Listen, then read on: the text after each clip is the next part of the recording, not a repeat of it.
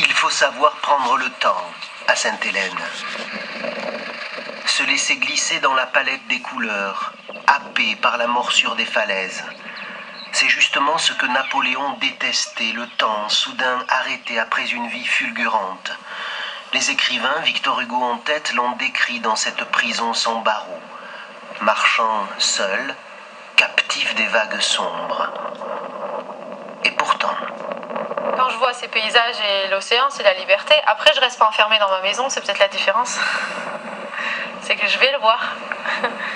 Cynthia, elle, s'est prise de passion pour Sainte-Hélène. Depuis quelques mois, elle travaille pour le National Trust, une organisation qui s'occupe de l'environnement. Ce sont ces petits arbres que vous replantez là ? C'est là, ça c'est des endémiques. Les gomwood. C'est ça. Il n'existe que ici, on peut trouver que ici. Tout l'habitat naturel de l'île a été décimé par l'homme.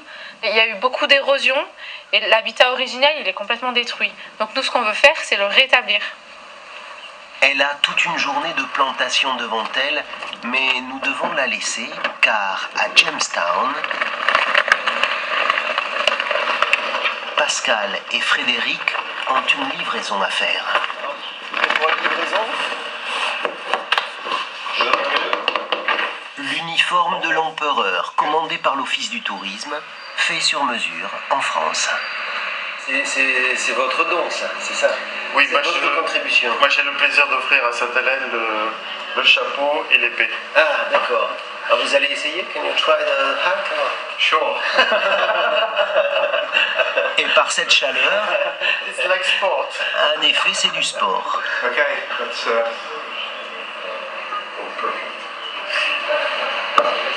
Pour le bicentenaire de l'arrivée de Napoléon en 1815, Sainte-Hélène prépare des célébrations et c'est Meryl qui jouera le rôle de l'empereur.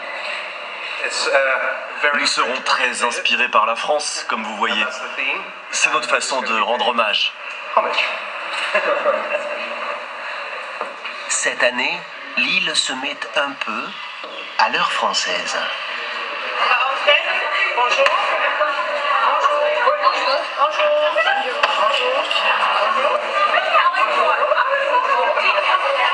Bonjour. Comment tu t'appelles? Michel, je m'appelle Michel. Et toi? Je m'appelle Colby. Comment tu t'appelles? Je m'appelle Bertrand. Et toi, comment tu t'appelles? Je m'appelle Jamie. Bonjour, Jamie. Très bien.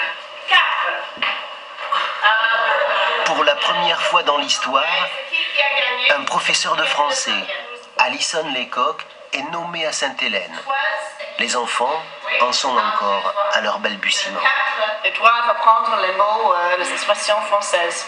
Et après, on va discuter l'histoire et tout ça. Mais déjà, dans les écoles primaires, ils vont au tombe de Napoléon, à la maison de Napoléon. Ils le savent déjà. Alors après, on va le faire ensemble, comme le lien entre l'histoire et le français. Au revoir, merci. Merci. Merci, au revoir. Merci. L'Arc de Triomphe nous ramène tout droit à Longwood. Donc on va d'abord visiter la partie des généraux. La partie des généraux, d'accord. Là où étaient les généraux qui accompagnaient Napoléon. Absolument. Et donc c'est les voilà. 5 ans ou 6 Voilà. ans avec lui. Voilà. Alors ça c'est l'escalier qui du temps de Napoléon montait dans les magasins. Michel d'Antoine Martineau, le consul, a lancé tout un programme de travaux. Donc toute cette partie-là, c'est encore en cours de réouverture au public. Donc voilà le four à pain du temps de Napoléon qui n'a pas bougé, par contre, ainsi que la cheminée. Et ce sont les employés des domaines qui font revivre les lieux. On refait le parquet. Et vous gardez le même style? Oui, le même style. C'est ça l'objectif, c'est de redonner à la maison son utilité et sa fonction et son apparence et la disposition des pièces 1821. Une partie de l'aile des généraux a déjà été restaurée grâce à une souscription, des dons recueillis par la Fondation Napoléon. L'idée est de pouvoir accueillir ici des groupes pour des séjours. Les gens qui loueront cet espace se serviront de cette pièce comme salle à manger il y a 2 chambres à coucher. Le consul veut donner un nouveau statut au domaine pour assurer le financement. Du temps de Napoléon, c'est l'Angleterre qui réglait toute l'addition, le prix de sa tranquillité. L'histoire diffère selon les points de vue. À la résidence du gouverneur, son Excellence a quelque chose à nous montrer. Dans un salon, il y a le portrait de Hudson Lowe, le gouverneur que les Français présentaient comme sinistre, rigide et mesquin. Je les ai mis face à face. De l'autre côté, il y a le portrait de Napoléon qui le méprisait souverainement. Il savait qu'il ne pourrait pas s'échapper. Alors tout son jeu, son plan, a été de saper l'autorité de mon distingué prédécesseur, en diffusant des histoires, en Europe et en particulier à Londres, pour dire qu'il était maltraité. Puis, dans les jardins du gouverneur, nous avons une audience avec un personnage hors du commun, un des symboles de l'île. Le premier défi, c'est de le trouver. Vous l'avez trouvé? Oui, oui, j'ai trouvé Jonathan, c'est là. Ah, il est là. Une fois par semaine, le vétérinaire lui rend visite.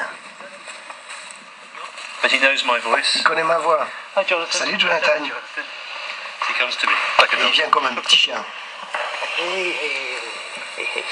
Jonathan est presque aveugle, mais il se porte très bien. Il a juste besoin d'un petit complément alimentaire dans son grand âge. Car cette tortue, qui vient des Seychelles, a l'insigne honneur d'être le plus vieil animal vivant sur Terre.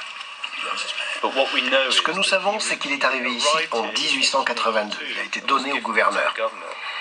Et quand il est arrivé, il avait déjà sa taille adulte, c'est-à-dire qu'il avait au moins 50 ans. Alors, si on calcule, il a 183 ans. Peut-être plus. Jonathan, contrairement à son presque contemporain Napoléon, a su profiter du climat de l'île. Mais il est temps de retrouver Cynthia.